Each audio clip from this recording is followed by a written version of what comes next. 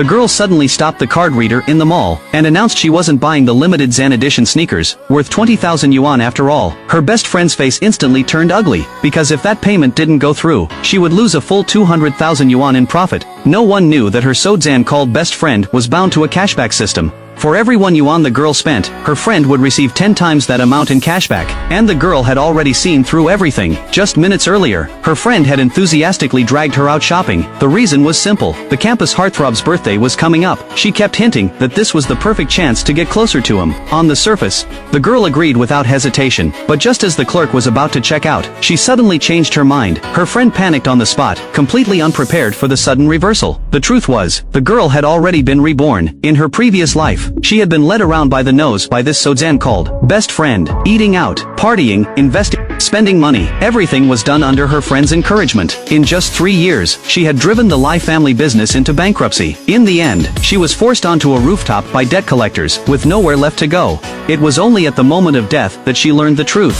Her friend had approached her for one reason only, the cashback system, and over the years, her friend had already become a billionaire through rebate. When she opened her eyes again, she was back at the start of her freshman year in college. This time, she had prepared a bottle of water in advance and kept it in her bag, because she knew all too well that her friend loved using being thirsty as an excuse to make her buy milk tea. When the girl said she would only drink plain water from now on, her friend was visibly displeased. She realized her steady stream of benefits was being cut off. Before long, the campus heartthrob's birthday was brought up again. Her friend repeated the same old trick, continuing to push her to spend money to win his favor. The girl didn't refuse outright, but she was already on high alert. Just then, her phone suddenly popped up an automatic deduction notification. She hadn't done anything, yet the money had already been taken. At the same time, the system showed over 1,000 yuan in cashback credited. The girl immediately understood. The cashback system had already been successfully bound at this point. She demanded an immediate refund and cancelled all automatic subscriptions. Her friend desperately tried to stop her, but there was nothing she could do.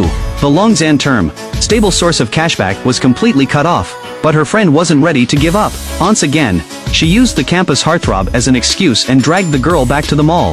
The limited Zan edition sneakers were brought out. The 20,000 Zan yuan price tag made her friend's eyes light up. She kept urging the girl to pay, afraid of missing the cashback right before swiping the card. The girl suddenly changed her tone. She said she would buy the shoes, but not with her own money. Then she called her brother over to pay.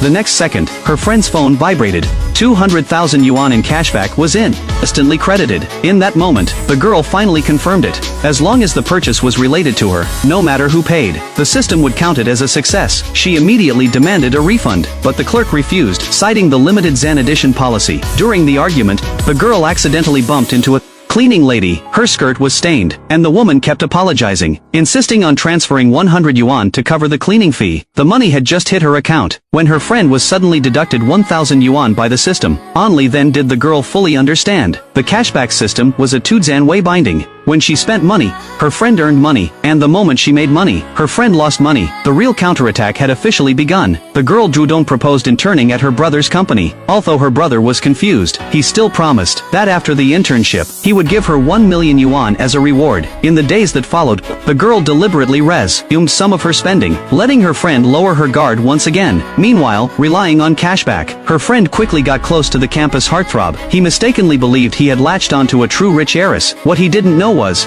the day of reckoning was quietly approaching. In the blink of an eye, a month passed. And finally, the day came for the girl to receive her bonus.